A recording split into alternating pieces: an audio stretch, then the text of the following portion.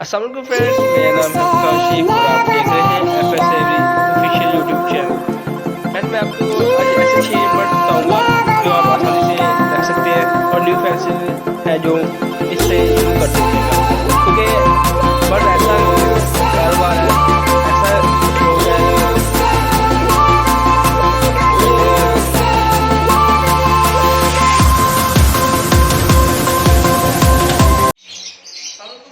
मेरा नाम है काशिफ और आप देख रहे हैं FS every official channel. Friends, आज हम इन ब्रीडिंग के तरफ बात करेंगे कि इन ब्रीडिंग क्या होती है और इनके क्या नुकसान होते हैं, इनसे हम कैसे बच सकते हैं। ठीक है फ्रेंड्स, आपको मैं इनके इन ब्रीडिंग के मतलब जो थोड़ी इन्फॉर्मेशन है मेरे पास, तो जो मैंने अपने साथों वगैरह से इकट्ठी की है आपके साथ वो शेयर करूँगा। अगर आप मेरे चैनल पर नए हैं तो मेरे चैनल को सब्सक्राइब कर लें और इस वीडियो को लाइक कर दें, साथ तो बेल आइकन को जरूर दबाइए ताकि आपको हर वीडियो बर वक्त मिले। ठीक है फ्रेंड्स, आज की वीडियो को हम शुरू करते हैं।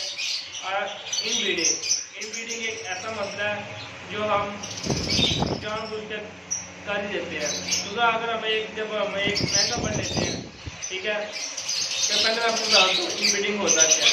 इन ब्रीडिंग ऐसी ब्रीड होती है जिसे हम उनके एक ही लाइन के बर्ड को आपस में क्रॉस करा देते हैं, यानी कि बहन भाई हो गए, हमने एक पेड़ लगाया महंगा, उसके बच्चे निकले, जो उनमें 2 बच्चे निकले, उस बहन भाई को हमने आपस में पेड़ कर दिया, उनसे जो बच्चे पैदा होंगे वो इन ब्रीडिंग होंगे। लेकिन इन ब्रीडिंग का ये मसला होता है, ना तो वो अंडे फर्टाइज कर सकेंगे, ना वो हैच कर सकेंगे। अगर हैच हो भी जाते हैं तो वो बच्चे आपके पास फर्टाइज नहीं करेंगे, वो जल्दी मर जाते हैं। ऐसे इन ब्रीडिंग का मसले बहुत ज़्यादा मसले है, आपको मैं बार बार बताता रहूँगा मान इससे हम कैसे बचे और इसका क्या क्या प्रोसीजर है इन ब्रीडिंग से हम बचा सकते हैं। सबसे पहले आप फ्रेंड इन ब्रीडिंग की मैं आपको टोटल दोबारा से बताता हूँ।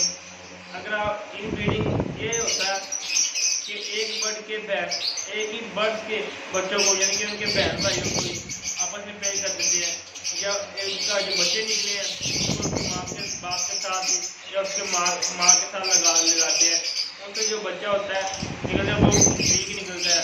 ठीक है, ना वो सर्वाइव करता है किसी एक चीज़ें कर सकता है।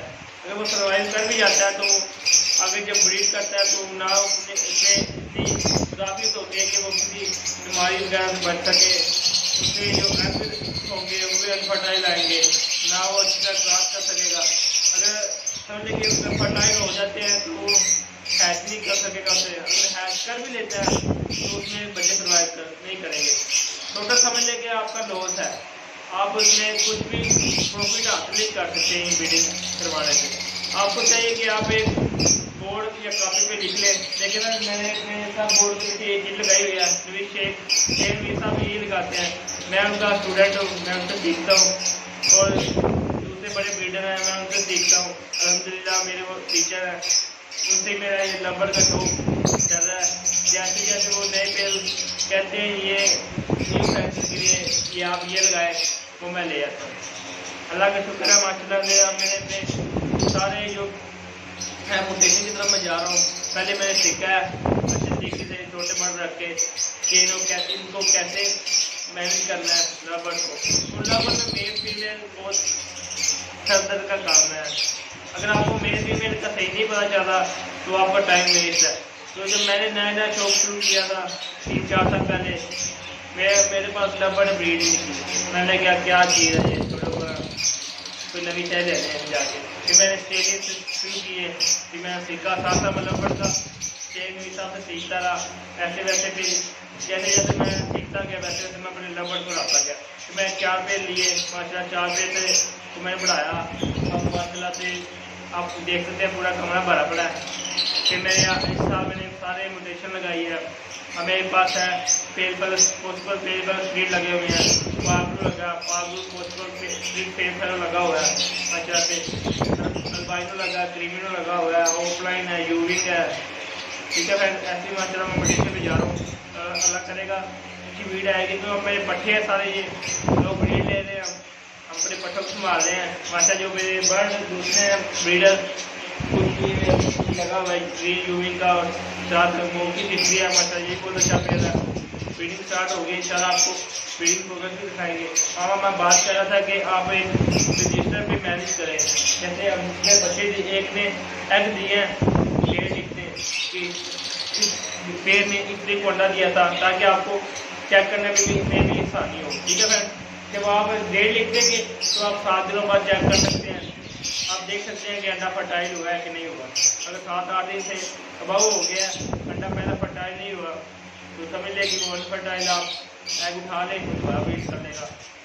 और साथ ही ये लिखने का ये फ़ायदा होता है रजिस्टर पे कि हम उनके बच्चों को पहचान सकते हैं। जब हमें सेल करना हो किसी को, हमें दिक्कत ना हो कि ये बर्ड किस पेड़ से निकला था और ये किस पेड़ से निकला था। इसलिए आप उसका रिंग डालें, रिंग को रजिस्टर में लिखें। फिर दूसरा पेड़ है, जिस पेड़ का है बच्चे निकले थे, उस पेड़ का हवाला ऊपर दे के कि ये इस पेड़ के बच्चे निकले थे, साथ उसके रिंग नंबर लिख के कर दें। जब अगर आप खुद भी जब पेयरिंग करेंगे तो आपको पता होगा कि ये मेल किसका किस बच्चे का पेड़ का निकला है और ये फीमेल किस पेड़ की निकली है। देखिए, आपको चाहिए कि हर पेड़ का अलग अलग हो, ना आप किसी मामा चाचे के साथ लगाए पेड़, ना कदरों वगैरह का पेड़ लगाए। तो आप अगर इन ब्रीडिंग का देखें, नेट पे जाकर सर्च करें, क्योंकि नंबर जो रखा है ना, आप पढ़े ज़रूर, पढ़े बगैर आपका काम नहीं चल सकता। आप सर्च, यूट्यूब बहुत बड़ा सर्च इंजन है, नेट भी है, गूगल, आप उस पर सर्च करें इन breeding, in human bird everything, आपको सब कुछ पता चल जाएगा इन ब्रीडिंग होती क्या है। मेरा थोड़ा सा, मैं आपको इसलिए वीडियो बताई कि मैंने आपको कहा कि मैं आपको इन ब्रीडिंग के बारे में बताऊँगा थोड़ा सा कि इन ब्रीडिंग होती क्या है। इन ब्रीडिंग 2 बहन भाइयों को मामा चाचा को लगाए थे, यानी कदम वगैरह, यानी कि एक ही लाइन के बर्ड, यानी कि सारे रिश्तेदारों को आपस में अपने पेड़ नहीं करना। आप लिखें रजिस्टर पे, एक कैटेगरी मेंटेन करें कि ये बर्ड किसका है और ये किसका है। अगर आपसे कोई 4 साल बाद पूछे ना ये पेड़ जिसका बच्चा किसका है, ये रिंग नंबर, आप जल्दी से दस्ता पकड़ें या कंप्यूटर पे लिख लें, बर्ड टेस्ट पे, आपको सबसे पता चलेगा कि हाँ ये मेरे उस पेड़ का बच्चा निकला था, मैंने इस बंदे को सेल किया था। ये होता है कैटेगरी। आप ऐसे मेंटेन करके रखें। आपके पास आपके गाँव में होता है कि आपका बर्ड को बहुत देखेगा और हर चीज़ का पता होगा कि ये किस चीज़ को मैंने क्या पेड़ है तो मैंने किस पेड़ के साथ लगाना, किस पेड़ के साथ नहीं लगाना। इंशाल्लाह फिर आज की वीडियो इतना ही। इंशाल्लाह आपके साथ जो मेरी अब रूटीन से बनाएंगी वीडियो, उनका स्टैंड का तो मैं था, हमारा स्टैंड में आगे नया रूटीन से वीडियो बनाएंगे और माशा जो प्रोग्रेस आई हुई है आप वो भी आपके साथ शेयर करेंगे। माशा 3-4 पेड़ ने ब्रीड की है और कुछ के अनफर्टाइल थे वो मैंने निकाल दिया बाइक, क्योंकि कमरे का टेम्परेचर ना अचानक गिर पड़ा था पिछले दिनों में, वजह कुछ डेड शेल भी हो गए थे। आपको डेड शेल का भी बताऊँगा कि डेड शेल कितना होते हैं। ठीक है फ्रेंड्स, उसमें आपको मैं अभी सीरीज शुरू करने वाला हूँ कि आप इनकी बिजनेस टाइम का एक सीरीज शुरू करूँगा कि आपको बजीज डब स्टेडियम, यानी कि जितने बर्ड है आपको सबकी बताऊँगा, यानी कि विजिबिलिटी बताऊँगा कि आप कितनी इन्वेस्टमेंट करके कितने पैसे कमा।